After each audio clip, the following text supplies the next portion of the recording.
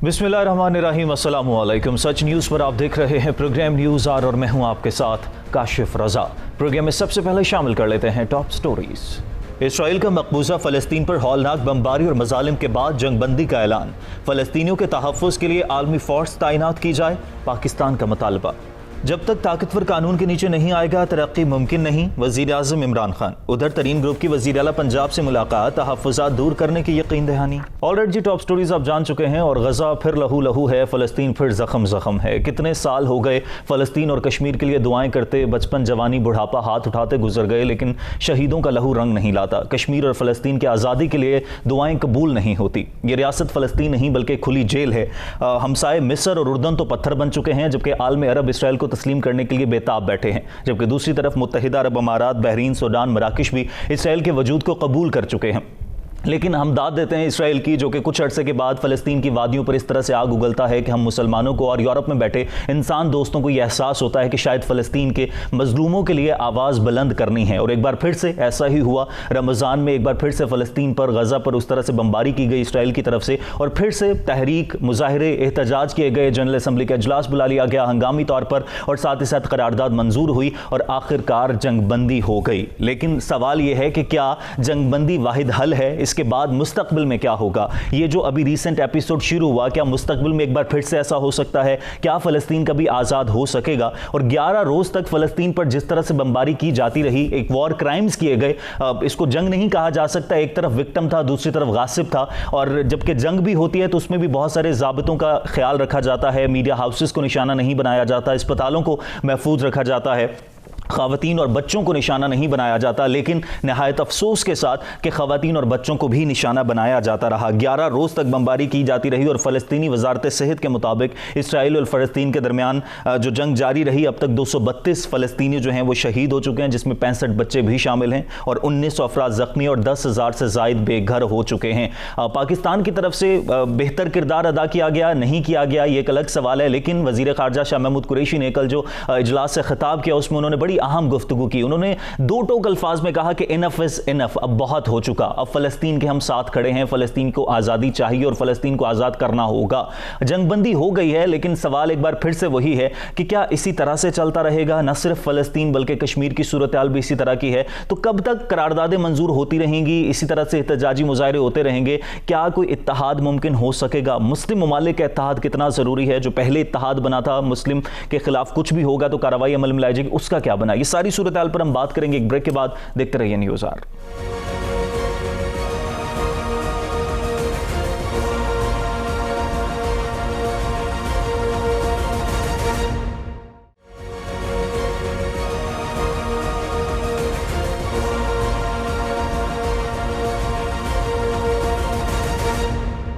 Alright जी, welcome back. Break के बाद वापस आने का शुक्रिया। ये जो जंगबंदी हुई है, ये जो सारी सूरत हाल रही, इस पर बात करने के लिए मुझे प्रोग्राम में वीडियो लिंक पर ज्वाइन किया है फ़लस्तीनी तज्ज़ियाकार जलाल महमूद साहब ने।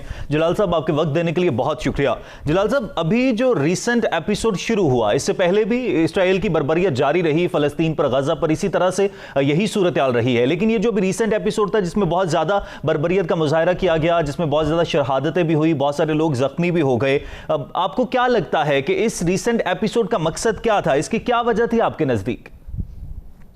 जी, बिस्मिल्लाहिर्रहमानिर्रहीम। देखिए, ये जो इस दफ़ा जो मामलात हुई है, जो एपिसोड शुरू हुआ था, इसकी वजह भी थोड़ा सा आपको बुनियादी वजूहात बता दूं। जो रीजंस है, जो वजूहात है, इसका जो वजूहात ये थी कि मस्जिद अल अक्सा के अंदर नमाजी लोग, जो फ़लस्तीनी नमाज़ी वहाँ पर नमाज पढ़ने के लिए जाते थे, तो इसराइल की जो फोर्सेस है और इनकी जो पुलिस हैं, वो उन पे हमला करके तशद्दुद करते थे। हत्ता कि मस्जिद के अंदर घुस के भी नमाजी पे तशद्दुद किए, और कई नमाजियों को गिरफ्तार भी करके लेके गए, कई नमाजियों को भी ज़ख्मी करके लेके गया। दूसरा ये भी है कि मस्जिद अल अक्सा के मस्जिद अल अक्सा से थोड़ा सा करीब एक कॉलोनी जिसका नाम है शेख जर्राह, अरबी में शेख जर्राह, शेख जर्राह उर्दू में एक ही बात है। शेख जर्राह कॉलोनी है, जिसके अंदर फ़लस्तीनी आबादी थे, हज़ारों साल से वहाँ पर مطلب رہتے تھے، یہ لوگ وہاں پر رہائش پذیر ہیں. تو یہ اسرائیلی فورسز آئے تھے وہاں پہ، اور ان کے ساتھ کچھ اسرائیلی جو ان کی لوکل تنظیمیں ہیں، ایک طرح کا دہشت گرد تنظیم عناصر ہیں، وہاں پر اس فلسطینیوں کو نکالنے کی کوشش کی ہے. ان پر تشدد کیے، ان کے گھروں پہ حملہ کر کے ان کے گھروں پہ قبضہ کیے. اسرائیل کا جو یہ پورا جو انہوں نے ریسنٹلی کام کیے ہیں، اس کا اصل مقصد یہ تھا کہ فلسطینیوں کو اس شیخ جراح سے ہجرت کروایا جائے اور مسجد اقصی فلسطینیوں کا آنا بھی بند ہو جائے. جی اچھا ٹھیک ہے، یہ مقاصد ہے، لیکن ابھی جنگ بندی ہو گئی ہے، جنرل اسمبلی کا اجلاس ہوا، اس سے پہلے بھی جب بربریت ہوتی ہے، کشمیر اور فلسطین کا مسئلہ ایک جیسے ہی ہیں. 2 سال پہلے جس طرح کی کشمیر میں صورتحال بنی، اسی طرح سے فلسطین میں بھی وہی صورتحال بنی، اسی طرح سے جنرل اسمبلی کا اجلاس ہوا. اب جنگ بندی ہو گئی ہے، اس سے پہلے بھی قراردادیں منظور ہوتی رہیں، لیکن ابھی جو جنگ بندی ہوئی ہے، جو قرارداد منظور ہوئی ہے، آپ کو کیا لگتا ہے یہ لانگ ٹرم ہے؟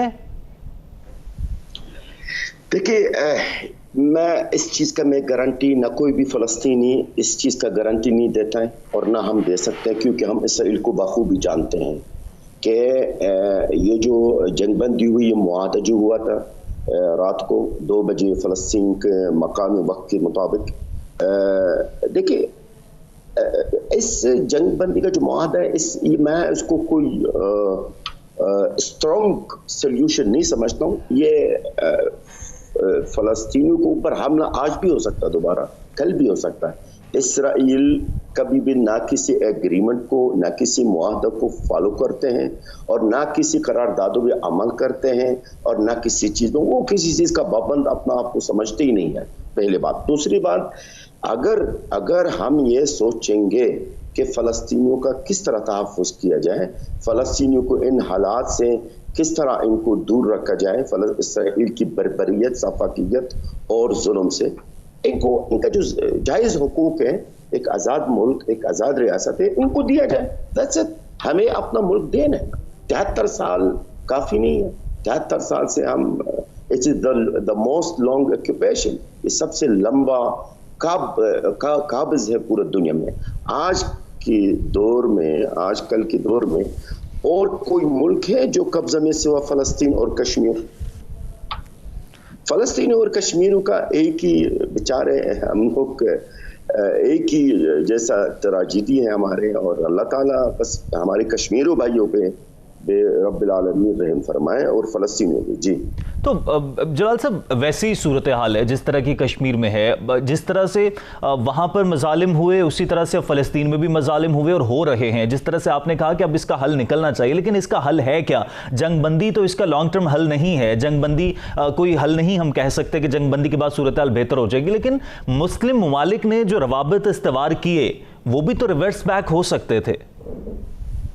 میں وہی بات عرض کرنا چاہوں. دیکھیں، سلیوشن سب سے پہلا چیز کچھ مسلمانوں میں اتحاد ہو. میں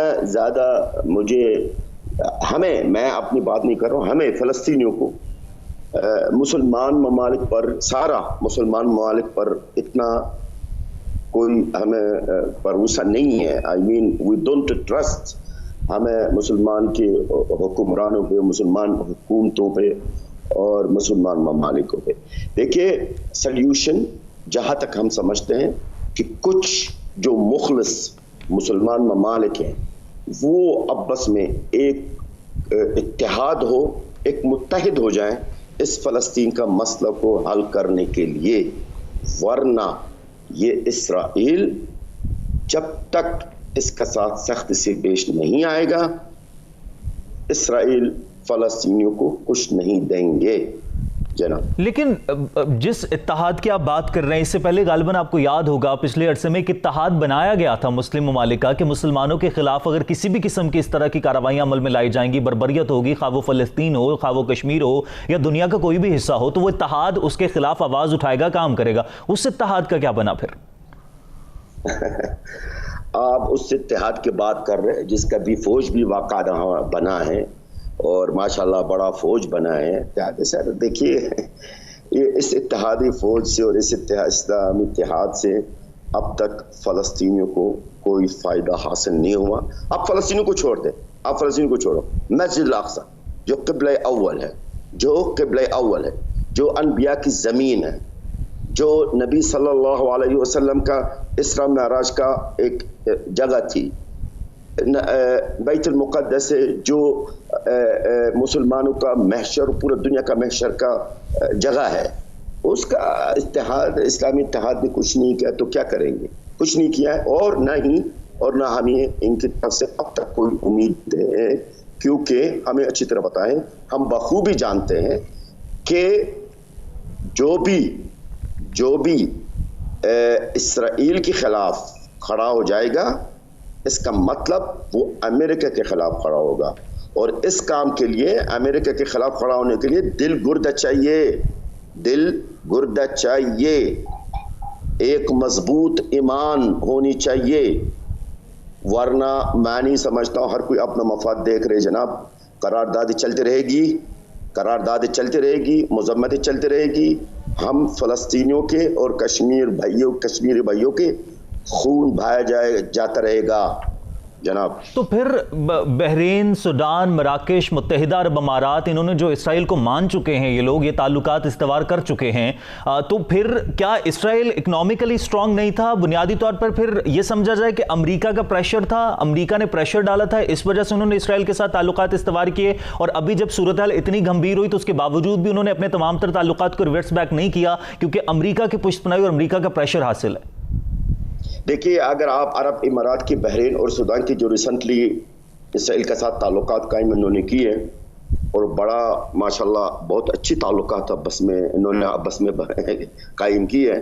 سب سے پہلے بات, ان تعلقات کے ہماری نظر میں, فلسطینی قوم کی نظر میں, ہماری نظر میں یہ ایک دین کا ساتھ غداری ہے, یہ دین کی پیٹھ پہ چوری مارنے والے, خنجر کوپنے والی بات ہے.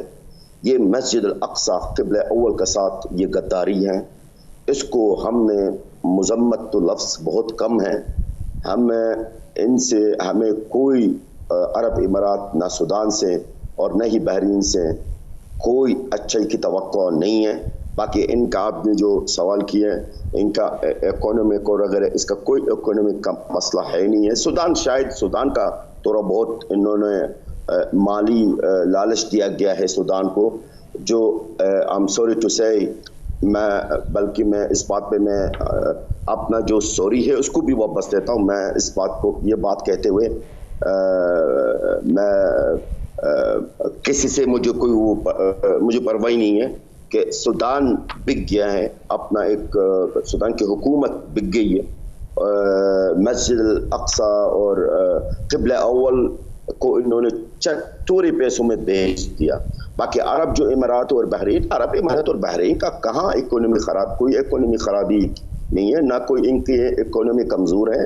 یہ ان کے تعلقات, یہ آج آپ کو میں بتا رہا ہوں, پورا ناظرین کو بھی بتا رہا ہوں, عرب امارات اور اسرائیل کے تعلقات آج سے نہیں ہے سر, وہ بہت عرصے سے چل رہی ہے, لیکن ابھی اوپنلی جو اسکرین پہ فرنٹ نظر آنا شروع ہو گیا. باقی تعلقات تو ان کی پہلے سے ہی ہیں, لیکن آفیشلی طور پہ انہوں نے ابھی اعلان کر دیا, باقی پہلے سے ان کے تعلقات تھی. تو ابھی جو ساری سچویشن رہی, ابھی جو ایپیسوڈ سٹارٹ ہوا, اس کے بعد ابھی جنگ بندی ہو گئی ہے, اس ساری سچویشن میں, اس ساری صورتحال میں آپ مستقبل کا کیا منظرنامہ دیکھ رہے ہیں؟ کیا اس کا کوئی اینڈ ہو پائے گا؟ I'm very thankful for you for this question. یہ بڑا اچھا سوال کیا آپ نے. دیکھیے, اللہ تعالیٰ کا قرآن پاک میں فرمان ہے, انسان کبھی کبھار ایسا چیز کو پسند کرے گا جس میں ان کے لیے خیر نہیں ہے, اور ایسی چیز سے نفرت کرے گا, مطلب دور بھاگے گا جس کے اندر اس کے لیے اچھائی ہے, بھلائی ہے. دیکھیں, ابھی آج جو فلسطینیوں کے اوپر, خاص طور پہ غزہ کے اوپر 11 دن سے ظلم اور بربریت اور سفاکیت ہوئی ہے, یہ اس کا کچھ نیگیٹو اور کچھ پوزیٹو پوائنٹس ہیں. اب پوزیٹو پوائنٹ کی میں آپ کو بات بتا دوں. فلسطین کا جو ایشو ہے, فلسطین کا جو مسئلہ ہے, فلسطینی عوام کا جو تکلیف اور تو کافی عرصہ سے کافی سالوں سال سے بالکل یعنی آپ سمجھ لیں کہ اس کا ذکر نہیں ہوتا تھا. فلسطین کا مسئلہ ہے بالکل ہمارا جو کیس ہے فلسطین کا وہ غائب ہو چکا تھا. وہ بالکل سامنے کسی ٹیبل پر اس کا ڈسکشن نہیں ہوتی تھی. فلسطین کا ایشو اتنا مین ایشو نہیں ہے کیونکہ اور بھی مسئلے مسائل ہوئے اور بھی حالات بدل گئے عرب ممالک میں جیسا سب کو پتا ہے. تو اس کی وجہ سے فلسطین کا جو ایشو ہے وہ ایک سمجھ لیں کہ کچھ عرصہ کے لیے یعنی ذکر نہیں ہوتا تھا. اب اللہ کا شکر ہے ابھی جو تکلیف ہے ہم نے دیکھی 11 دن سے, اس کی وجہ سے فلسطین کا جو ایشو ہے فلسطینیوں کا جو حقوق ہے اب وہ بالکل فرنٹ پر ہے. اور اس وقت وہ پورا عالم پورا دنیا کا ایک فرسٹ پریورٹی پر ہے, خاص طور پر میڈل ایسٹ کے اندر ہے. اور اللہ کا شکر ہے ہمارے اپنے عرب ممالک کے جو کچھ عوام ہیں وہ بھی اٹھ کے کھڑے ہو گئے ہیں اور فلسطینیوں کے اندر فلسطینیوں کے بیچ میں ہم لوگوں کے بیچ میں ایک یونٹی ہم لوگ ایک قسم کا جو تورم مسئلے مسائل تھے ہمارے آپس میں وہ متحد ہو گئے. کافی الحمدللہ اس بری حالات سے ہمیں بڑا فائدہ ہوا. وہ ایک الگ بات ہے کہ ہمارے کتنے شہید ہوئے, کتنے لوگ زخمی ہوئے, کتنے ہمیں نقصانات ہوئے, کتنے ہمارے بلڈنگز اور گھروں کو انہوں نے منہدم کیے ہیں, تباہ کیے ہیں, وہ ایک الگ چیز ہے. لیکن یہ پوزیٹیو چیز ہے جو الحمدللہ کہ فلسطین کے ایشو کو اب سامنے رکھ دیا گیا ہے. ٹھیک ہے, بہت شکریہ. جلال محمود صاحب فلسطینی تجزیہ کار ہمارے ساتھ موجود تھے اور ان کی رائے کے مطابق جنگ بندی حل نہیں ہے, اس کا کوئی پراپر سلیوشن ہونا چاہیے کہ تمام تر صورتحال فلسطین کو آزادی مل جانی چاہیے اب. لیکن ان کے مطابق پازیٹیوٹی یہ ہے کہ یہ معاملہ اب سامنے آیا ہے, جتنا نقصان ہوا ہے لیکن اس کے باوجود اب چیزیں بہتری کی طرف شاید امید ہے کہ جا سکتی ہیں. اور ساتھ ہی ساتھ مسلم ممالک اتحاد بہت زیادہ ضروری ہے اور اگر آپ کو اتحاد کرنا ہے تو آپ کو امریکہ کے سامنے کھڑا ہونا ہوگا, اور امریکہ کے سامنے کھڑے ہونے کی کون جرات کر سکتا ہے, اب یہ ایک بہت بڑا سوال ہے. اس پر بھی بحث ہو سکتی ہے لیکن بریک لیتے ہیں, بریک کے بعد واپس آئیں گے. واپس آنے کے بعد ملکی سیاسی صورتحال کی بات کریں گے. ایک بریک کے بعد دیکھتے رہیے نیوز آر.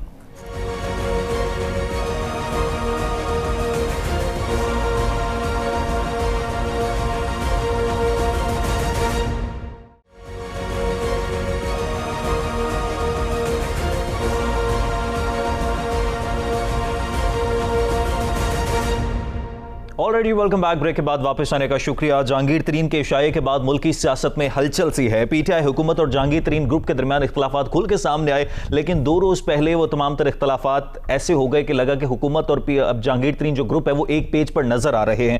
ذرائع کے مطابق وزیر اعلیٰ پنجاب سے ملاقات ہوئی اور اب ترین گروپ کی وزیر اعلیٰ پنجاب سے جو ملاقات ہوئی ہے اس میں تمام تر تحفظات دور کرنے کی یقین دہانی بھی کرائی گئی ہے.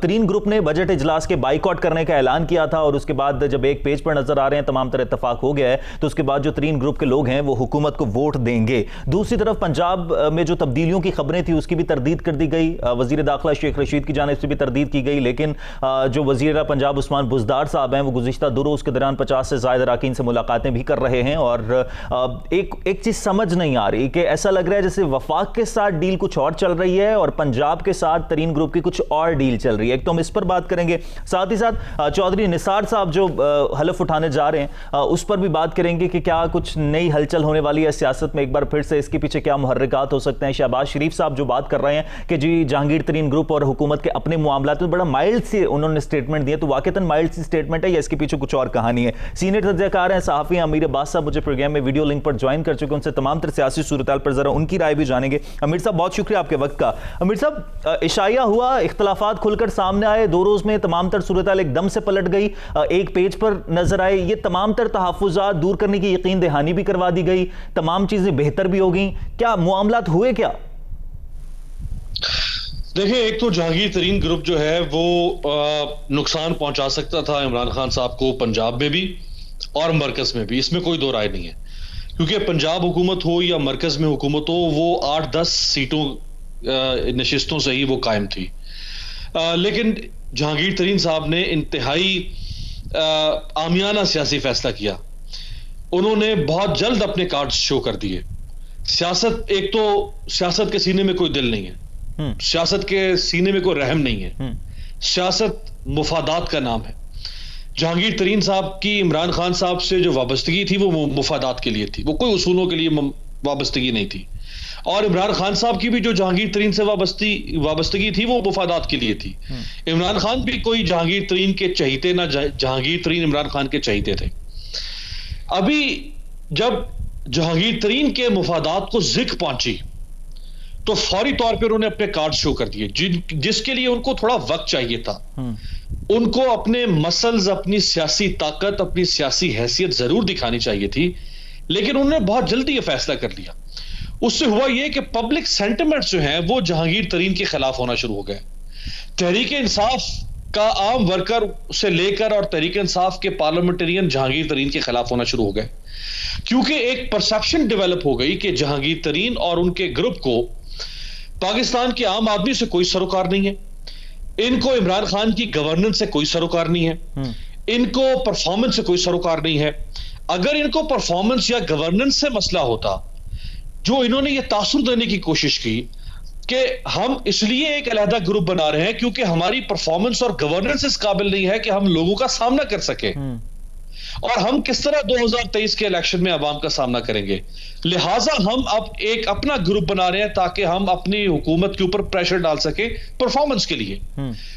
یہ وہ منافقانہ موقف تھا جس میں سے ہوا اسی شام نکل گئی تھی, کیونکہ اگر آپ پرفارمنس یا گورننس کے حوالے سے آپ اٹھے ہیں تو گورننس تو اس حکومت کی پہلے دن سے خراب ہے ماشاءاللہ, پرفارمنس تو اس حکومت کی پہلے دن سے خراب ہے. یو ٹرن عمران خان صاحب پہلے دن سے لے رہے ہیں, منشور کی خلاف ورزی وہ پہلے دن سے کر رہے ہیں. تو اگر آپ اس وجہ سے آپ اٹھے ہیں یا یہ آپ کی گریونسز تھی تو پھر تو آپ کو آج سے 1.5-2 سال پہلے ہی ایک گروپ بنا لینا چاہیے تھا پارٹی کے اندر. لیکن این اس وقت آپ ایک گروپ بنا رہے ہیں کہ جب جہانگیر ترین پکڑے جانے کے قریب ہیں, کبھی ایف آئی اے, کبھی بینکنگ کورٹ, اور اس محال میں آپ گروپ بناتے ہیں تو یہ کون لوگ, کیا الو کے پٹھے ہیں؟ تو پھر پاگل دکھا ہوا ہے. حکومت پھر پریشر میں آ گئی. خان صاحب کہتے تھے بلیک میل نہیں ہوں گے, پھر یہ سارے معاملہ جو ایک دم سے طے ہوتے نظر آ گئے, تو کیا واقعتاً معاملہ طے ہو گئے؟ اور دوسری طرف نظر یہ آ رہا ہے کہ وفاق سے شاید کچھ اور ڈیل چل رہی ہے اور پنجاب سے حقیقی طور پر ترین گروپ جو ہے وہ نالا نظر آتا ہے. دیکھیں بہرحال انہوں نے, عمران خان صاحب بھی تو اب سیاستدان بن گئے نا, تو وہ اتنی آسانی سے تو اپنی 2 حکومتوں کو جہانگیر ترین کے لیے تر نوالا نہیں بننے دیں گے نا, کہ جہانگیر ترین لقمہ بنا کے نگل جائے عمران خان کی مرکزی حکومت کو بھی اور پنجاب حکومت کو بھی. تو انہوں نے بھی سیاست کی ہے, انہوں نے بھی اپنا سارا زور بازو استعمال کیا ہے ان کے لوگوں کو رام کرنے کے لیے, اور ان کی ملاقاتیں پرسوں سے شروع ہو گئی تھی عثمان بزدار صاحب سے. وہی ان کے ترین گروپ کے لوگ وہ عثمان بزدار سے مل رہے ہیں, اپنی فائلیں لے کر جا رہے ہیں, فوٹو سیشن کروا رہے ہیں اور بتا رہے ہیں کہ جی ہم اپنے علاقوں کے مسئلے جو ہیں وہ ہم نے عثمان بزدار سے شیئر کیے ہیں اور اب ہمارے مسئلے حل ہو رہے ہیں. تو یہ عمران خان صاحب نے جو کیا ہے وہ انہوں نے بالکل ٹھیک کیا ہے, اور کوئی بھی وزیر اعظم ہوتا وہ یہی کرتا نا, اپنی حکومت کیسے کرنے دے گا ایک باغی گروپ کے ساتھ. اچھا, تو امیر صاحب پھر یہ جو ایک تاثر دیا جا رہا تھا کہ پریشر گروپ بنانے کا مقصد جہانگیر ترین صاحب کے اپنے کیسز سے نظر ہٹانا تھی, پھر اس کا مطلب حقیقی طور پر معاملات کچھ اور تھے, نظر ہٹانا بالکل نہیں تھی کیسز سے. میں سمجھا نہیں. جہانگیر ترین صاحب نے جب پریشر گروپ بنایا تو ایک تاثر یہ بھی دیا جا رہا تھا کہ ان کے خلاف کیسز شروع ہو گئے ہیں تو شاید ان سے وہ نظر ہٹانا چاہ رہے ہیں, لیکن یہ تاثر غلط تھا, حقیقی طور پر معاملات کچھ اور چل رہے تھے.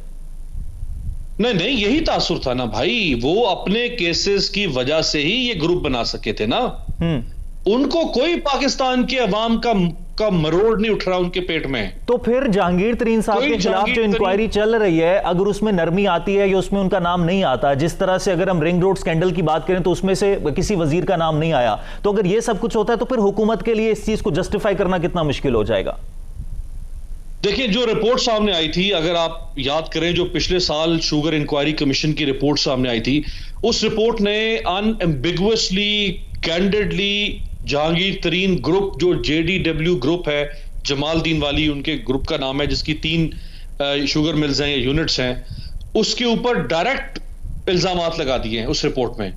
یہ ممکن نہیں ہے کہ عمران خان صاحب اس رپورٹ کی موجودگی میں جہانگیر ترین کو اب کلین چٹ دے دیں. جہانگیر ترین کے جرائم مبینہ طور پہ جو ان پر الزامات ہیں شوگر پورے مافیا کے طور پر, وہ اس کی شدت کو جتنا بھی کم کرنے کی کوشش کریں پرائم منسٹر، وہ اب اس رپورٹ سے جان نہیں چھڑوا سکتے. رپورٹ پبلک ہو چکی ہوئی ہے. اگر وہ جہانگیر ترین کو این آر او دینے کی کوشش کریں گے تو پھر یہ قوم عمران خان صاحب کو این آر او نہیں دے گی. عمران خان کا وہ سارا بیانیہ جو احتساب کا ہے وہ پہلے ہی دھڑام سے گر چکا ہوا ہے، کیونکہ احتساب ہو نہیں پا رہا. اگر وہ جہانگیر ترین کو بھی چھوڑ دیتے ہیں اور اپنے اداروں سے کہتے ہیں کہ جہانگیر ترین کے خلاف کیسز جو ہیں ان کو کمزور کر دو، تو عمران خان تو پھر سمجھے ماضی بن گئے. آج کے بعد عمران خان صاحب کا کل سورج طلوع نہیں ہوگا ان کی سیاست کا. وہ ٹپیکل کمپرومائزنگ پولیٹیشین بن جائیں گے. لہٰذا اس وقت عمران خان ایک بڑے پریشر کا سامنا کر رہے ہیں.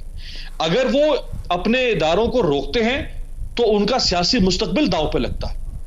اگر وہ جہانگیر ترین کے خلاف انکوائری چلنے دیتے ہیں تو جہانگیر ترین کل کو پھر اٹھے گا اور ان کی ابھی تو عمران خان نے 2 بجٹ اور دینے ہیں.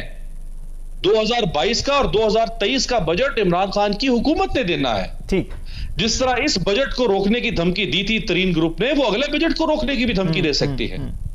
تو عمران خان دونوں طرف سے وہ اس وقت چکی کے پاٹوں میں پس رہے ہیں. یہی لیڈرشپ کا امتحان ہوتا ہے. اچھا امیر صاحب، امتحان ہے. آخر میں آپ سے 2 چیزوں پہ کامنٹ چاہوں گا. ایک تو شہباز شریف صاحب نے بڑا مائلڈ سا سٹیٹمنٹ اس پر دیا کہ یہ ان کا اپنا معاملہ ہے. دوسری طرف چودھری نثار صاحب حلف اٹھانے جا رہے ہیں. ان دونوں پر آپ کا کامنٹ چاہوں گا آخر میں. دیکھیں شہباز شریف صاحب تو اس لیے کہیں گے نا، اس مائلڈ کامنٹ اس لیے دیں گے کیونکہ شہباز شریف خاندان کی خود شوگر ملیں ہیں. وہ خود کانفلکٹ آف انٹرسٹ کے شکار ہے. وہ برسر اقتدار تھا ان کا خاندان اور ان کی اپنی شوگر ملیں تھیں. اور جو ان کی رمضان شوگر مل ہے اس کا تو ایک نیب میں اسکینڈل بھی چل رہا ہے، جو انہوں نے ایک نالا بنوایا تھا اور ایک برج بنوایا تھا چناب ریور کے اوپر. اور جو چینی مافیا کا پورا یہ اسکینڈل آیا اس میں وہ مشتاق چینی وغیرہ یہ سب لوگ کون تھے جن کے نام پر ان کی ٹیٹیز میں شامل تھے؟ وہ ان کے رمضان شوگر مل جو چنیوٹ میں ہے اسی شوگر مل کو ڈیل کرنے والے لوگ تھے ان میں سے کافی. تو وہ خود اس مافیا کا چونکہ حصہ ہیں شہباز شریف، لہٰذا وہ کسی بھی صورت میں جہانگیر ترین کو کنڈیم نہیں کر سکتے تھے. جہاں تک بات ہے چودھری نثار علی خان کی، تو دیکھیں چودھری نثار علی خان نے 2 قومی اسمبلی کی اور 1 صوبائی اسمبلی کی سیٹ پر الیکشن کنٹیسٹ کیا تھا. قومی اسمبلی کا الیکشن ہار گئے، صوبائی اسمبلی کا جیت گئے. لیکن چودھری نثار علی خان کے اندر رونت ہے بہت زیادہ، ان میں اکڑ فوں ہے. وہ سمجھتے ہیں کہ جو صوبائی اسمبلی کا ایوان ہے وہ ہیچ ہے، وہ نیچ ہے، وہ میرے شایان شان نہیں ہے کہ میں چودھری نثار علی خان جو اتنی دفعہ ایم این اے بنا، اتنی دفعہ منسٹر بنا، پاکستان کا ہوم منسٹر رہا، میں اب جا کے پنجاب اسمبلی میں ایک 350 پونے 400 کے ایوان میں جا کے میں ایک کرسی پہ بیٹھ جاؤں. وہ اس لیے شامل نہیں ہونا چاہتے تھے پنجاب اسمبلی میں. لیکن حکومت نے پھر کہا کہ ہم یہ قانون بنائیں گے کہ کوئی بھی منتخب شخص اگر 60 دن کے اندر سینٹ کا یا اسمبلی کا حلف نہیں اٹھائے گا تو وہ ڈی سیٹ ہو جائے گا، اس سیٹ پر پھر سے الیکشن ہوگا. جب یہ بات حکومت نے کی تو پھر چودھری نثار علی خان صاحب کو یاد آ گیا کہ ان سے تو یہ نشست چھٹ جائے گی. بیچ میں پھر یہ بھی ایک افواہ چلی کہ چودھری نثار اس سیٹ کو چھوڑ کے اور وہ اپنے بیٹے کو الیکشن کنٹیسٹ کروائیں گے. لیکن یہ ان کا ایک اور غلط سیاسی فیصلہ ہوتا، کیونکہ چودھری نثار خود اگر پنجاب اسمبلی میں موجود ہوں تو ان کی پولیٹیکل سے بھی ہو سکتی ہے اور وہ کسی پولیٹیکل سیٹ اپ کا حصہ بھی بن سکتے ہیں. لیکن اگر وہ سیٹ چھوڑ کے اپنے بیٹے کو بھیج دیں گے تو ان کا بیٹا جو ہے وہ اس کرائسس سے فائدہ نہیں اٹھا سکے گا اور ان کے بیٹے کو کسی قسم کی کوئی پولیٹیکل پوزیشن نہیں مل سکے گی. لہٰذا انہوں نے یہ فیصلہ کیا ہے کہ وہ اب واپس آئیں گے. بہرحال ابھی جو اجلاس ہوا ہے اس میں تو وہ واپس نہیں آئے. اب دیکھتے ہیں کہ وہ واپس آتے ہیں، حلف اٹھاتے ہیں نہیں. لیکن ٹھیک ہے، ایک بات آپ کے ذہن میں رہنی چاہیے کہ یہ جو بے پرکی اڑائی جا رہی ہے کہ یہ چودھری نثار علی جو ہیں وہ آئے نہیں ہیں، ان کو لایا گیا ہے، تو ان کو کوئی نہیں لا رہا. جدھر یہ اسٹیبلشمنٹ کی طرف اشارے کیے جا رہے ہیں، بالکل کسی قسم کی کوئی اسٹیبلشمنٹ کا چودھری نثار کو اس وقت آگے کرنے کا کوئی ارادہ. Thank you very much. Amir Abbas صاحب سینئر تجزیہ کار ہمارے ساتھ موجود تھے. تمام تر گفتگو کا ایک ہی نتیجہ ہے کہ ہمارے ہاں جو سیاست اس وقت چل رہی ہے، ملکی سیاست، وہ ذاتی مفادات کے گرد ہی گھوم رہی ہے. آج کے پروگرام سے اجازت دیجیے. اللہ نے کے پاس.